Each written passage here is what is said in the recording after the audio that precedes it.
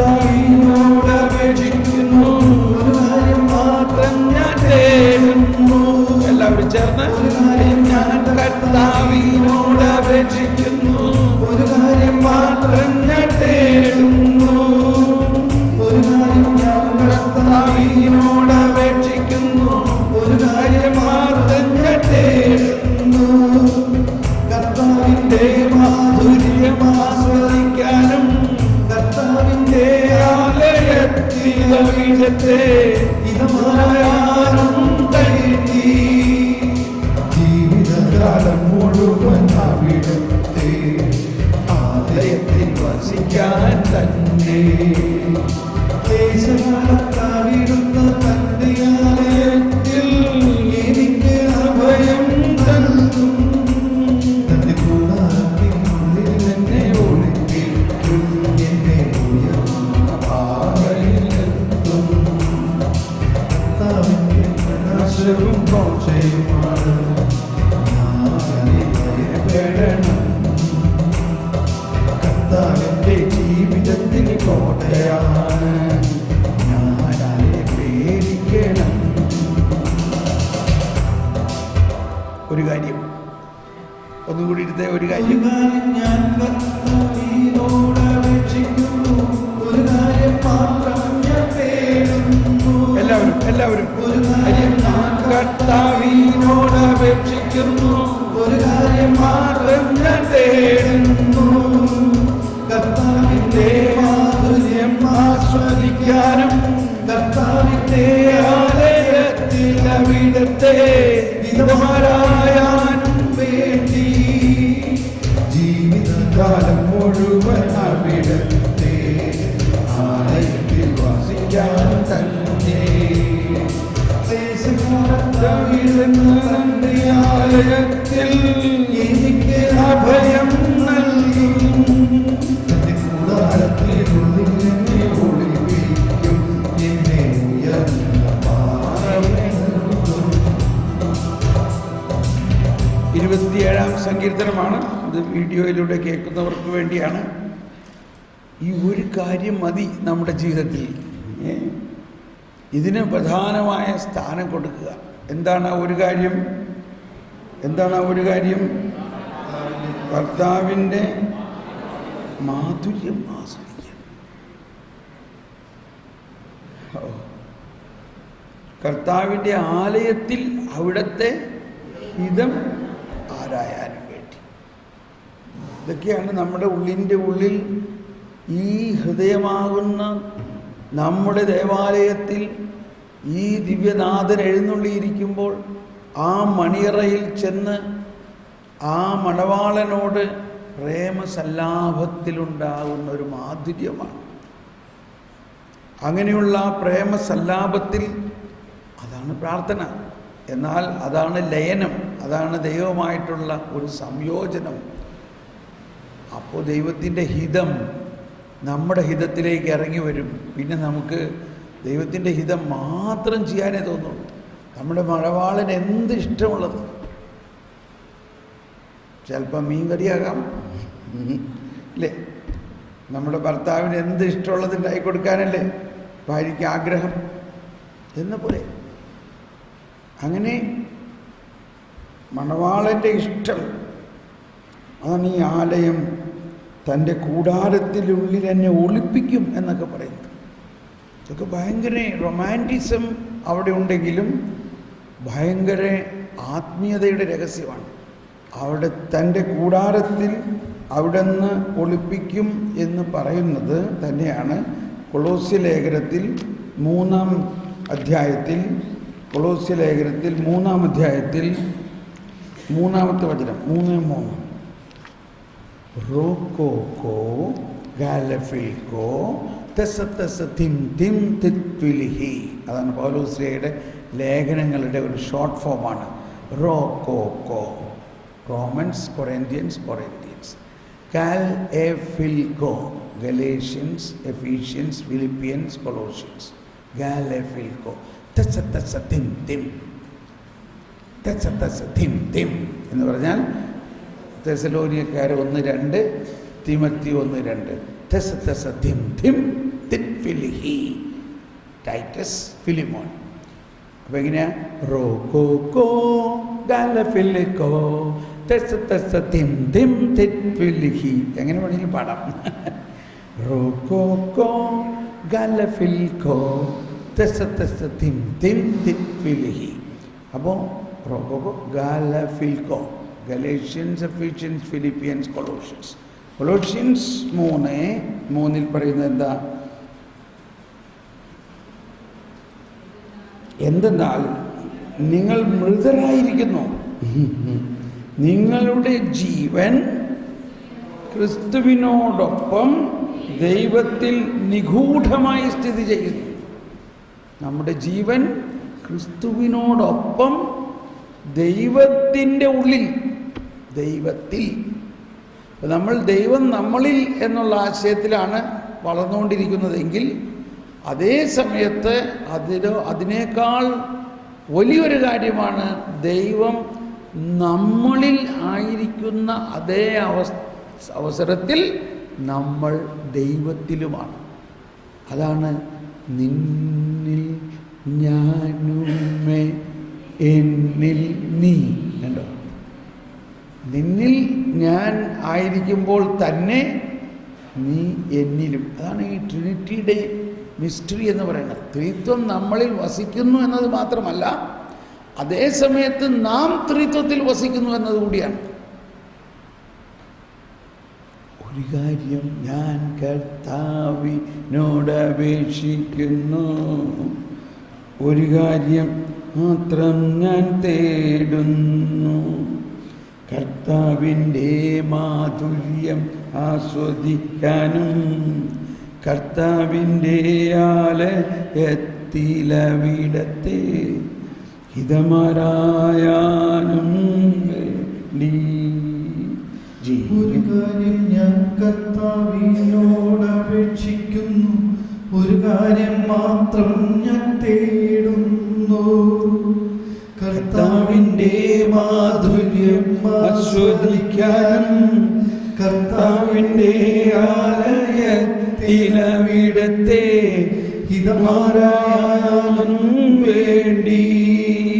ജീവിതകാലം മുഴുവൻ അവിടത്തെ ആലയത്തിൽ വസിക്കാൻ തന്നെ. ക്ലേശകാലത്തവിടുന്ന് തൻ്റെ ആലയത്തിൽ എനിക്ക് അഭയം നൽകും. തൻ്റെ കൂടാരത്തിനുള്ളിൽ എന്നെ ഒളിപ്പിക്കും, എന്നെ ഉയർന്ന പാറമേൽത്തും. ഹലോ, കൂടാരത്തിൽ ഉള്ളിൽ ഒളിപ്പിച്ചത് എന്തിനാ? കൂടാരത്തിൻ്റെ ഉള്ളിൽ ഒളിപ്പിച്ചു കഴിയുമ്പോൾ ആ ദൈവം മുഴുവനും നമ്മുടേതായിട്ട് മാറും, നമ്മൾ ദൈവത്തിൻ്റേതും. അപ്പോഴാണ് ഉയർന്ന പാറ എന്ന് പറഞ്ഞാൽ വിശ്വാസത്തിൻ്റെ ഉച്ചകോടി. അതുതന്നെയാണ് നമ്മൾ 61-ാം സങ്കീർത്തനത്തിൽ പാടുന്ന പാടൽ. എനിക്കപ്രാപ്യമായ പാറയിൽ എന്നെ കയറ്റി നിർത്തണമേ, അങ്ങാനെൻ്റെ രക്ഷാകേന്ദ്രം, ശത്രുക്കൾക്കെതിരെയുള്ള സുശക്ത ഗോപുരം. ഞാനങ്ങയുടെ കൂടാരത്തിൽ എന്നേക്കും വസിക്കട്ടെ. ഇത് തന്നെയല്ലേ പറയണേ? അങ്ങയുടെ കൂടാരത്തിൽ ഞാൻ വസിക്കട്ടെ. അപ്പോൾ ഒന്ന്, അങ്ങ് എൻ്റെ കൂടാരത്തിൽ വസിക്കുന്നു, ദൈവം നമ്മളിൽ വസിക്കുന്നു. എന്നാൽ അതേ സമയത്ത് തന്നെ നാം ദൈവത്തിലും വസിക്കുന്നു. ഇതാണ് നമ്മളിൽ സംഭവിച്ചിരിക്കുന്നു. ഇതെല്ലാം സംഭവിച്ചു കഴിഞ്ഞിരിക്കുന്നുവെങ്കിലും അന്വേഷിപ്പിൻ, കണ്ടെത്തും. അതാണ് ഈശോ. അല്ലെങ്കിൽ നമുക്ക് അപ്പസ്തോല പ്രവർത്തനങ്ങളിൽ 22:17 22:17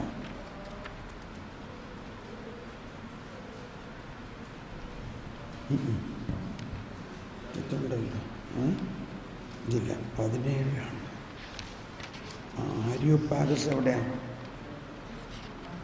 ആഥൻസിലെ ആര്യോപാഗസിൽ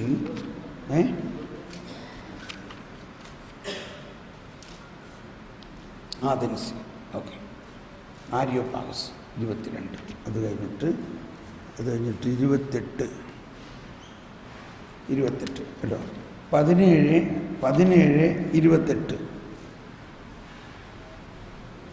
എങ്കിലും അവിടുന്ന് നമ്മിലാരിലും നിന്നും അകലെയല്ല.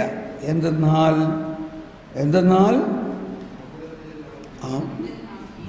അവിടുന്നിൽ നാം ജീവിക്കുന്നു, ചരിക്കുന്നു, നിലനിൽക്കുന്നു. അവിടുന്നിൽ നമ്മൾ ദൈവത്തിൻ്റെ ഉള്ളിലാണ്. ദൈവത്തിൻ്റെ കൂടാരം എന്ന് പറയുന്നത് ദൈവത്തിൻ്റെ ഹൃദയമാണ്. ആ ദൈവത്തിൻ്റെ ഹൃദയത്തിൽ നമ്മളെ ഒളിപ്പിച്ചിരിക്കുകയാണ്. അതായത് നമ്മളെ അത്രയ്ക്ക് സ്നേഹമാണ്. ഒന്നിനും നമ്മളെ ആക്രമിക്കാൻ പറ്റാത്ത രീതിയിൽ നമ്മളെ ദൈവം തൻ്റെ കൂടാരത്തിൽ, തൻ്റെ ഉള്ളിൽ, തന്നിൽ തന്നെ ഒളിപ്പിച്ചിരിക്കുന്ന ഒരവസ്ഥയാണ്. നിഗൂഢാത്മകമായിട്ട്, നിഗൂഢതയാണ് അവിടെ.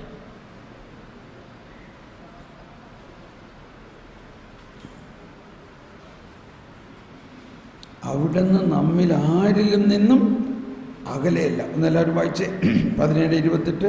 അവിടുന്ന് നമ്മിൽ ആരിലും നിന്ന് അകലെയല്ല.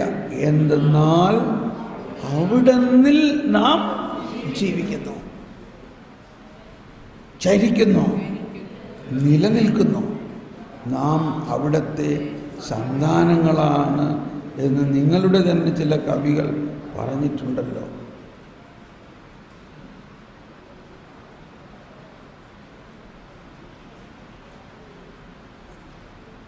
അവിടുന്നിൽ നാം ജീവിക്കുന്നു എന്ന് പറഞ്ഞ എല്ലാവരും, അവിടുന്നിൽ നാം ജീവിക്കുന്നു.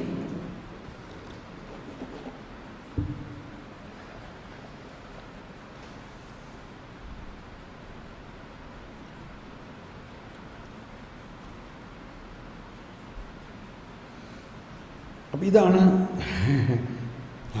യോഹന്നാൻ 15 മുന്തിരിച്ചെടിയും ശാഖയും കടയിൽ പറയുന്നു. മുന്തിരിച്ചെടി ശാഖയും ഈശോ പറഞ്ഞെന്താ?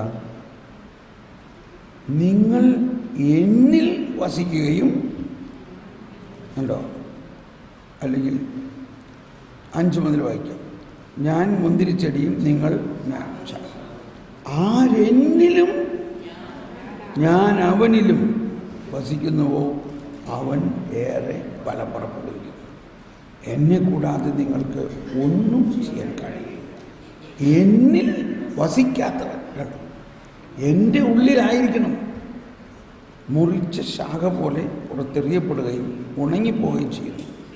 അത്തരം കമ്പുകൾ ശേഖരിച്ച് തീയിലിട്ട് കത്തിച്ചു കളയും. നിങ്ങൾ എന്നിൽ വസിക്കുകയും എൻ്റെ വാക്കുകൾ നിങ്ങളിൽ വസിക്കുകയും ചെയ്യുന്നെങ്കിൽ ഇഷ്ടമുള്ളത് ചോദിച്ചുകൊള്ളുക, നിങ്ങൾക്ക് ലഭിക്കും. 14:20 നോക്കെന്താണ്? ഞാൻ എൻ്റെ പിതാവിലും നിങ്ങൾ എന്നിലും ഞാൻ നിങ്ങളിലുമാണെന്ന് ആ ദിവസം നിങ്ങൾ അറിയും. ഒരു കാര്യം ഞാൻ കർത്താവിനോട് അപേക്ഷിക്കുന്നു, ഒരു കാര്യം മാത്രം ഞാൻ തേടുന്നു, കർത്താവിൻ്റെ മാധുര്യം ആസ്വദിക്കാനും കർത്താവിൻ്റെ ആലയത്തിലവിടത്തെ ഹിതമാരായാലും വേണ്ടി ജീവിതകാലം മുഴുവൻ അവിടുത്തെ ആലയത്തിൽ വസിക്കാൻ തന്നെ. അത്ര മതി. ഒന്നുകൂടി. ഒരു കാര്യം ഞാൻ കർത്താവിനോട് അപേക്ഷിക്കുന്നു, ഒരു കാര്യം മാത്രം ഞാൻ തേടുന്നു, കർത്താവിൻ്റെ മാധുര്യം ആസ്വദിക്കാനും കർത്താവിൻ്റെ ആലയത്തിലവിടത്തെ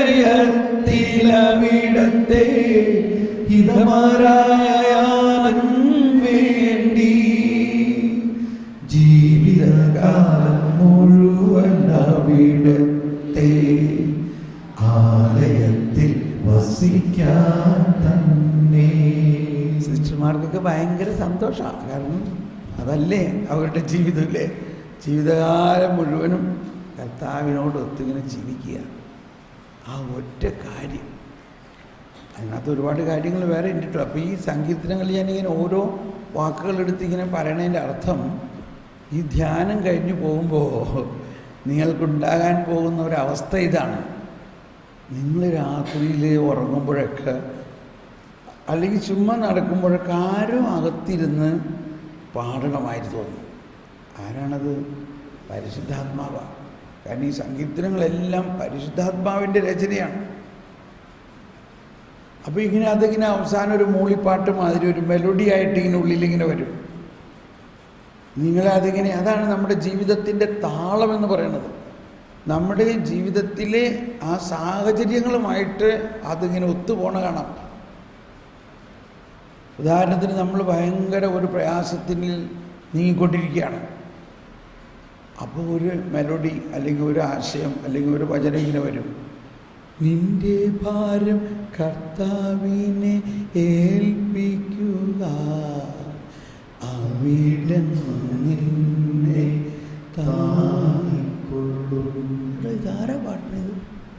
എൻ്റെ ഉള്ളിൽ നിന്ന് വീണ്ടും നിന്റെ ഭാരം കർത്താവിനെ ഏൽപ്പിക്കുക, അവിടുന്ന് നിന്നെ താങ്ങി. മൂന്നാമത്തെ പ്രാവശ്യം കേൾക്കുമ്പോൾ ഭാരം എവിടെയോ പോയമായി തോന്നും. അതാണ്. ഞാനൊരിക്കൽ വളരെ പ്രധാനപ്പെട്ട ഒരു ദൗത്യത്തിന് വേണ്ടി പോവുകയാണ്. ഞാൻ അല്പം ക്ഷീണിതനാണ്. ഈ സംഭവം നടക്കുമെന്ന് എനിക്ക് ഉറപ്പുണ്ടെങ്കിലും അതിനു വേണ്ടി എടുക്കേണ്ട ത്യാഗം വളരെ കൂടുതലാണ്. അപ്പം അങ്ങനെ ഞാൻ അല്പം ഒരു പ്രയാസത്തോടെ അങ്ങ് നടക്കുമ്പോൾ ഉള്ളിൽ നിന്ന് ആരോ പാടുകയാണ്, എനിക്കപ്രാപ്യമായ പാറയിൽ നിന്നെ കയറ്റി നിർത്തണമേ. അതോടുകൂടി സമാധാനമായി. അതോടുകൂടി പിന്നെ ഞാൻ വീണ്ടും വീണ്ടും അത് പാടാൻ തുടങ്ങി. എനിക്ക് അപ്രാപ്യമാണ്, എൻ്റെ ശക്തിക്ക് ഇതൊക്കെ അപ്രാപ്യമാണ്. പക്ഷെ വേറൊരാൾ നമ്മളെ പൊക്കി ആ പാറമേലെത്തും. അപ്പോൾ ഇതെല്ലാം ഈ രക്ഷാകര പദ്ധതിയുടെ രഹസ്യങ്ങളുടെ നിഗൂഢാത്മകതയും വിസ്മയനീയതയും ജീവദായകവും എല്ലാം. ഈ ചിലവർ പറയും ഈ മലയാളം കുർബാനയിൽ ഇത്രയൊക്കെ ഇങ്ങനെ വിശേഷിപ്പിച്ച് പറയേണ്ടതിനാണ്, വെറുതെ സമയം കളയാണോ? എൻ്റെ പൊന്നേ, ഞാനൊക്കെ പറയട്ടെ. ഇത് സഭാപിതാക്കന്മാർ അവർക്ക് കിട്ടിയ ആ ദൈവിക വെളിപ്പെടുത്തലുകളിനെ എങ്ങനെ വിശേഷിപ്പിക്കാൻ സാധിക്കും അതുപോലെയെല്ലാം അവർ, നമ്മളതിൻ്റെ താഴ്വാരത്തിൽ പോലും എത്താത്തത് കൊണ്ട് നമുക്കിതൊക്കെ വെറുതെ പറയണമായിട്ട് തോന്നും. Praise the Lord. അപ്പോൾ നമ്മൾ വീണ്ടും നമുക്കൊരു നിമിഷം കണ്ണടച്ച് ഉള്ളിൻ്റെ ഉള്ളിൽ വസിക്കുന്ന ആ പരിശുദ്ധാത്മാവ് നമ്മളെ ത്രിത്വത്തിൻ്റെ ലയനത്തിലേക്ക് കൊണ്ടു ചെല്ലുന്നു. അവിടെയാണ് ആ മാധുര്യം. എന്നിട്ട് ഒന്നുകൂടി നമുക്കൊന്ന് ഒരു മിനിറ്റ് ഒന്ന് ഉള്ളിൻ്റെ ഉള്ളിൽ ചെന്നൊന്നൊരു ലയനത്തിനായിട്ട് ആഗ്രഹിച്ച് പരിശുദ്ധാത്മാവ് നമ്മിൽ തന്നെ വസിക്കുന്നു. ആ പരിശുദ്ധാത്മാവ് നമ്മുടെ ആത്മാവിൽ ലയിച്ച് ത്രിത്വത്തിൻ്റെ ലയനവുമായിട്ട് നാം ത്രിത്വത്തിലും ത്രിത്വം നമ്മിലുമായിരിക്കുന്ന ഒരവസ്ഥയാണ് ഇപ്പോൾ നമ്മുടേത്. ആരെന്നിലും ഞാൻ അവനിലും വസിക്കുന്നുവോ അവൻ ഏറെ ബലം പുറപ്പെടുവിക്കും. ഓ പരിശുദ്ധാത്മാവേ, അങ്ങ് എന്നിലും എൻ്റെ ആത്മാവ് അങ്ങയിലും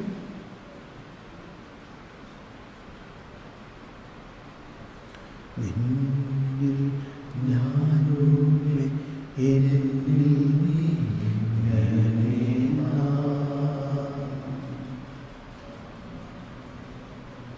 അങ്ങനെയുള്ള അവസ്ഥയാണ് നമ്മുടെ ഇതിപ്പോൾ.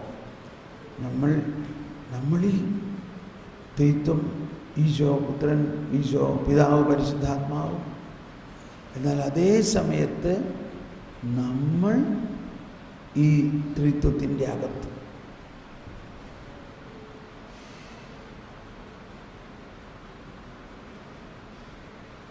കൂരിരുട്ടാണ്, ഒന്നും കാണുന്നില്ല. എന്നാൽ നമുക്ക് നല്ല വിശ്വാസമുണ്ട്, അവിടെ നമ്മുടെ സ്നേഹിതനായ ഈശോ, നമ്മുടെ മണവാളനായ ഈശോ അവിടെയുണ്ട്. മണവാട്ടി മണവാളനുമായി ആലിംഗനം ചെയ്യുകയും ഒരു പ്രണയത്തിനായിട്ട് ദാഹിക്കുകയും സ്നേഹത്തിനായിട്ട് ദാഹിക്കുകയും ആ മണവാളൻ്റെ ഹൃദയവുമായിട്ട് ഒന്നാകുകയും ചെയ്യും.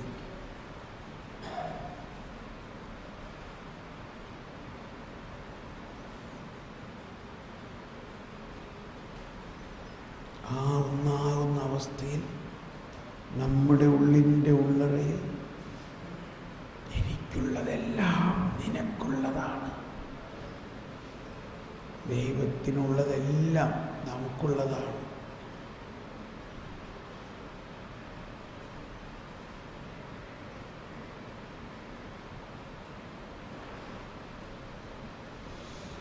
ആരും നമ്മെ ഈ സ്നേഹത്തിൽ നിന്ന് അകറ്റില്ല.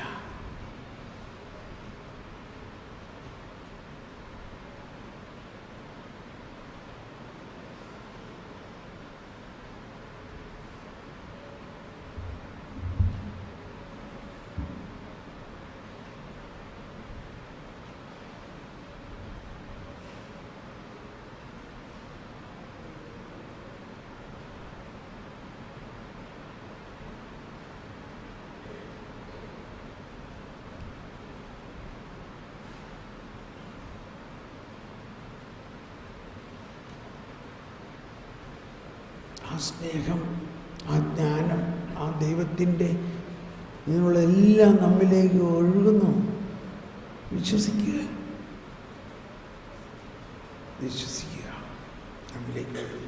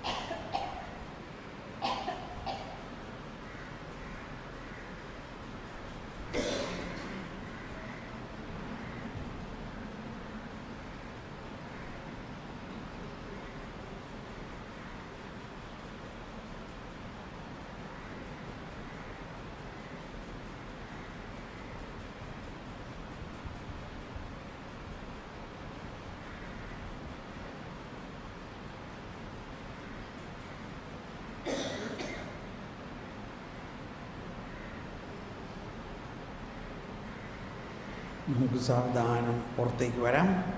അപ്പം ഇങ്ങനെയാണ് നമ്മൾ ആ കോൺടെംപ്ലേഷനിലേക്ക് നീങ്ങേണ്ടത്.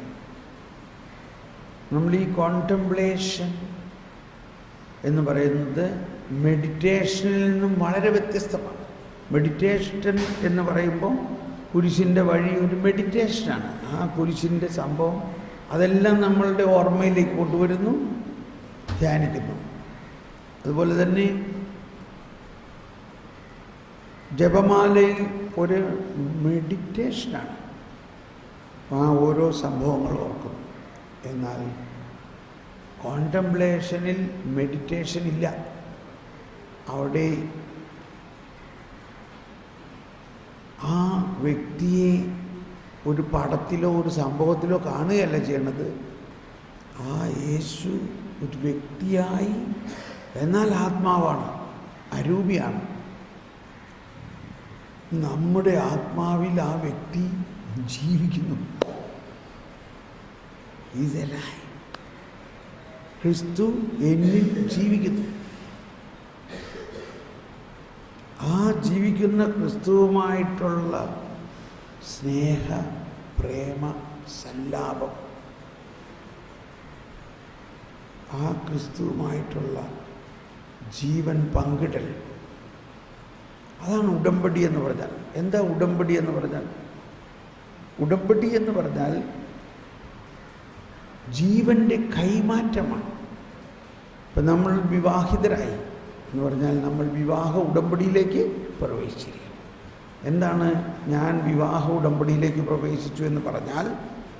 ഞാൻ എൻ്റെ ജീവൻ എൻ്റെ മണവാട്ടിക്ക്, എൻ്റെ ഭാര്യയ്ക്ക് കൊടുക്കുന്നു. അവളുടെ ജീവൻ അവൾ എനിക്ക് തരുന്നു. അങ്ങനെ ഈ രണ്ട് ജീവനും ക്രിസ്തുവിൽ ഒന്നാകുന്നു. ഈ രണ്ട് ജീവനും ക്രിസ്തുവിൽ ഒന്നാകുന്നു. ഇനി ഈ രണ്ട് ജീവനും ക്രിസ്തുവിൽ ഒന്നായി ഇത് രണ്ടും അങ്ങ് ലയിച്ച് മിങ്കിൾഡ്, അതങ്ങ് ലയിച്ച് രണ്ടും തമ്മിൽ അങ്ങ് ലയിച്ചിരിക്കുന്നു. ഇനി ഇത് മാറ്റാൻ പറ്റുമോ? മാറ്റാൻ പറ്റില്ല. അതാണ് വിവാഹ ഉടമ്പടി. It is not a contract. അതൊരു കരാറല്ല. കരാറാണെങ്കിൽ കരാറ് കഴിയും. ഇപ്പോൾ ഈ ബിൽഡിംഗ് ഉണ്ടാക്കാൻ കരാറ് കൊടുത്തു, കരാറ് കഴിഞ്ഞപ്പോൾ ബന്ധം കഴിച്ചു. അപ്പോൾ സ്ത്രീ പുരുഷ ബന്ധം വിവാഹ ഉടമ്പടി അനുസരിച്ച് ഒരിക്കലും അകറ്റാൻ പറ്റില്ല. എന്നാൽ ഒരു വ്യക്തി മരിച്ചു കഴിഞ്ഞാൽ ആ വ്യക്തി ആ ബന്ധത്തിൽ നിന്നും വിട്ടു, ആ ഉടമ്പടിയിൽ നിന്ന് വിട്ടു. എന്നാൽ ദൈവമായ ഉടമ്പടി മരിച്ചു കഴിയുമ്പോൾ കൂടുതൽ ശക്തമാവുകയാണ്. ഞാൻ മാമോദീസായിലൂടെ, സ്ഥൈര്യലേപനത്തിലൂടെ, വിശുദ്ധ കുർബാനയിലൂടെ ദൈവവുമായിട്ടുള്ള ഒരു ഉടമ്പടി ബന്ധത്തിലാണ്. എന്താണ്? ജീവൻ്റെ കൈമാറ്റം. ഇത് എൻ്റെ ശരീരമാണ്, നിങ്ങളിത് വാങ്ങി ഭക്ഷിക്കുക. ഇതെൻ്റെ രക്തമാകുന്നു. നവീനവും സനാതനവുമായ ഉടമ്പടിയുടെ രക്തം. ഇത് നിങ്ങൾ വാങ്ങി പാനം ചെയ്യുവിൻ എന്ന് പറഞ്ഞാൽ എൻ്റെ ജീവൻ നിങ്ങൾക്ക് ഞാൻ തരുന്നു, നിങ്ങളുടെ ജീവൻ നിങ്ങൾ എനിക്ക് തരുന്നു. ഈ രണ്ട് ജീവനും പരസ്പരം കൈമാറ്റപ്പെട്ടു, ലയിക്കപ്പെട്ടു, മിശ്രിതപ്പെട്ടു, ഒന്നാക്കപ്പെട്ടു. ഇനി ഈ ദൈവ മനുഷ്യ ലയനത്തിൽ നിന്ന് ഒരു ശക്തിക്കും നമ്മളെ അകറ്റാൻ പറ്റില്ല. അതാണ് നമ്മുടെ വിശ്വാസം എന്ന് പറയുന്നത്. ദൈവവുമായിട്ടുള്ള നമ്മുടെ ബന്ധമെന്ന് പറയുന്നത് an irrevocable covenant എന്നാണ്. ഇറിവോക്കബിൾ, ഒരിക്കലും തിരിച്ചെടുക്കാൻ പറ്റാത്ത ഒരു ഉടമ്പടിയാണ്.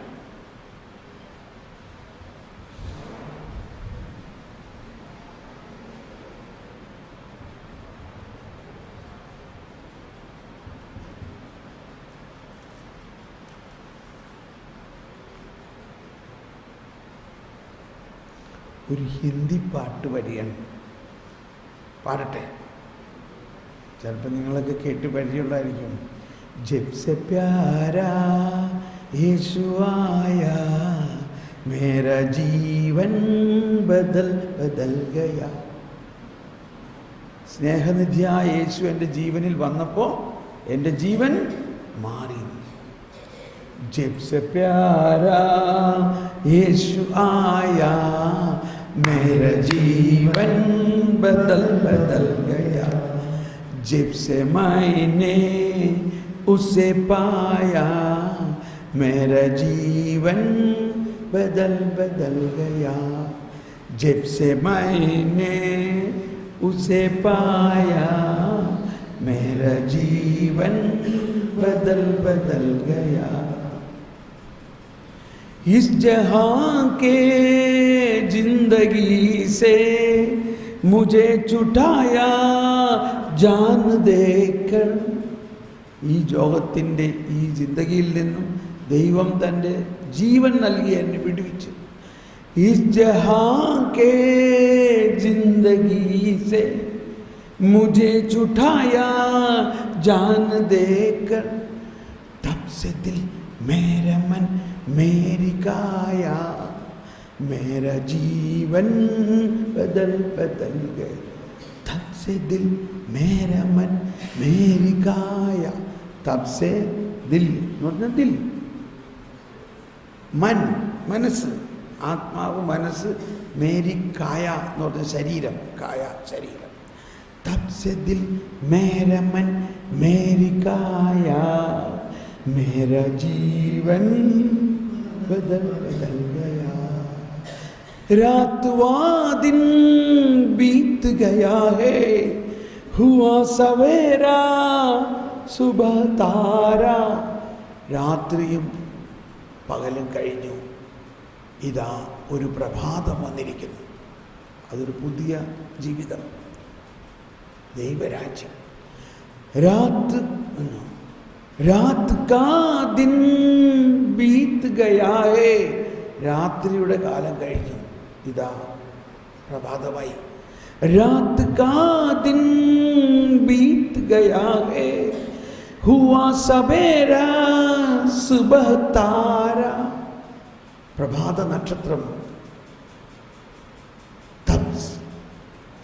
രാത് രാത് കാ ദിൻ ബീത് ഗയാ ഹൈ ഹുവാ സവേരാ സുബഹ താരാ. ഇസ്ലിയെ മൈനെ യേ ഗീത് ഗായാ. അതുകൊണ്ട് ഞാൻ ഈ ഗാനം ആലപിക്കുന്നു. ഇസ്ലിയെ മൈനെ യേ ഗീത് ഗായാ. ഇതിനോട് ചേർന്ന് വേറൊരു പാട്ടുണ്ട്, അതിനൊരു ശകലം കൂടി പാടിയാം. ഇതേ ട്യൂൺ തന്നെയാണ്. പ്യാരെ യേശു കോ പാസ് ബുലാ ലേ ബുലാ കെ പ്യാർ സേ ദിൽ മേ ബസാ ലേ. എഴുന്നേറ്റ് നിന്ന്, എന്നിട്ടൊന്ന് കൈയടിച്ച് പാടാം. എല്ലാവരും എഴുന്നേറ്റ് നിന്ന്. പ്യാരെ യേശു കോ പാസ് ബുലാ ലേ ബുലാ കെ പ്യാർ സേ दिल में बसा ले. मेरे यीशु को पास बुला ले बुला के प्यार से दिल में बसा ले. दिल में बसा ले, दिल में बसा ले, दिल में बसा ले, दिल में बसा ले, दिल में बसा ले, दिल में बसा ले. प्यारे यीशु को पास बुला ले बुला के प्यार से बसा ले. प्यारे यीशु को पास बुला के मन के पाप मैल धो के छुटा के प्रेम भक्ति फूलों से दिल को सजा ले. प्रेम भक्ति फूलों से दिल को सजा ले. बुला के प्यार से दिल में बसा ले. बुला के प्यार से दिल में बसा ले. प्यारे यीशु को पास बुला ले बुला के प्यार से दिल में बसा ले. सबके मालिक यीशु भगवान, सबके मालिक यीशु भगवान, उसको धन्यवाद जो दिल का मेहमान, उसको धन्यवाद जो दिल का मेहमान। धर के लगन मत मगन नाम सुमर ले, धर के लगन मत मगन नाम सुमर ले। बुला के प्यार से दिल में बसा ले, बुला के प्यार से दिल में बसा ले। प्यार यीशु को पास बुला ले, बुला के प्यार से दिल में बसा ले, दिल में बसा ले, दिल में बसा ले, दिल में बसा ले। पाप झाल से हमको बचा ले, पाप झाल से हमको बचा ले। स्वर्ग राज का मार्ग बता दे, स्वर्ग राज का मार्ग बता दे। सदा ही उसे चुन के अपना दोस्त बना ले, सदा ही उसे चुन के अपना दोस्त बना ले।